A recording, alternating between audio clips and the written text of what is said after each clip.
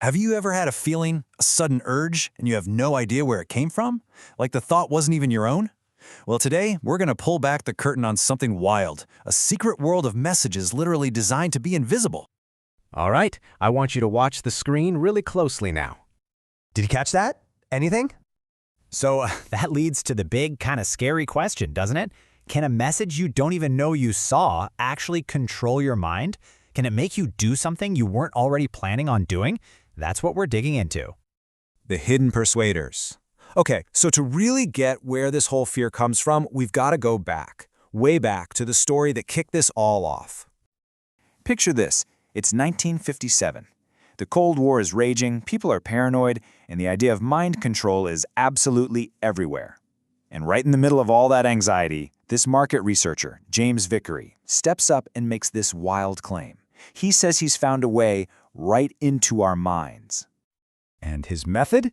It was so simple, it was genius. He claimed that during a movie, he'd use this special projector to flash commands onto the screen. Things like, eat popcorn. But here's the kicker. The flashes were so fast, we're talking 1/3000th of a second, that your conscious brain just couldn't see them. But, Vickery argued, your subconscious? Oh yeah, it saw everything. Science versus fiction. So what happened? What were the results? Well, the numbers Vickery claimed he got, they were absolutely explosive. It really looked like he'd proven it, that the age of mind control had arrived. Get this. He claimed popcorn sales skyrocketed by almost 58%, and Coca-Cola up by 18%. People freaked out. The whole country was in a panic about these so-called hidden persuaders. I mean, it made you question everything. Is free will even real? But here's the twist, the truth, the whole thing, the experiment, the crazy results, the nationwide panic, it was all a hoax, a complete lie.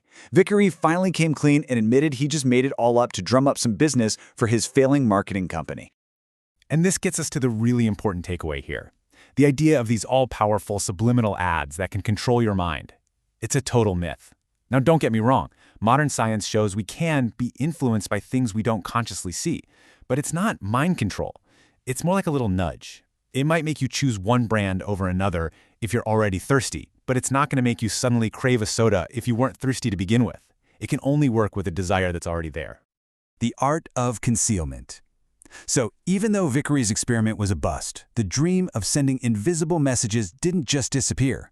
And it turns out, the real secret world of hidden messages isn't about trying to influence you. It's about hiding information right out in the open. It's an ancient practice, and it's called steganography. Now, you've probably heard of cryptography, right? That's scrambling a message so no one can read it. Steganography is different. It's way sneakier.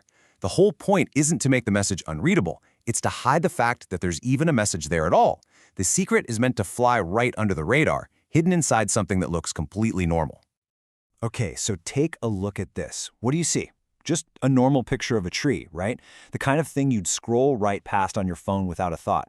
But what if I told you there was something else hiding in there, something you can't see? Boom! This is the real magic of digital steganography. Hidden inside that tree photo was this entire picture of a cat. So how does that even work? Well, it's done by making microscopic changes to the data of the original picture. Every single pixel has color data, and by just tweaking the tiniest, least important parts of that data, bits your eye would never notice, you can actually embed a whole other file. It's completely invisible. Spies, secrets, and software. And look, this isn't just some clever party trick. This ancient art is more important today than it has ever been. It has a long, deep history in the world of spies, and it's found a whole new and very powerful life in our digital world. I mean, this goes back thousands of years. We're talking ancient Greece, where they tattoo a secret message on a messenger's shaved head and wait for his hair to grow back before sending him.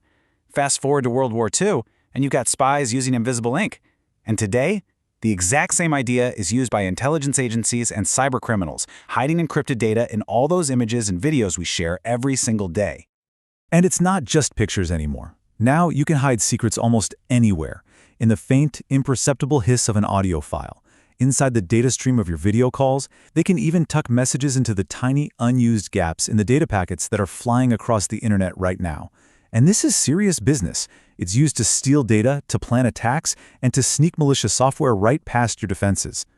Decoding the noise. Okay, so this leads to a pretty huge question, right?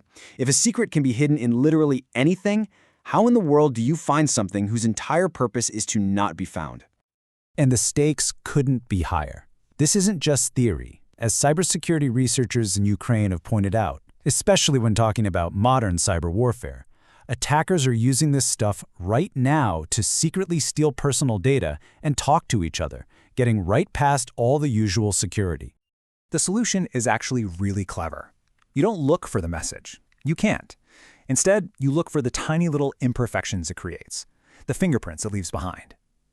This whole process of hunting for hidden messages, it's called steganolysis. So imagine a perfectly clean audio file. If you analyze it, it has a predictable pattern, a kind of statistical rhythm. The background noise, the way the sound waves look, it's all consistent. You could call it the file's natural heartbeat. But the second you hide a message inside, you disturb that heartbeat. You can't hear it, but the data changes. The statistics go haywire. The research calls it a breakdown point.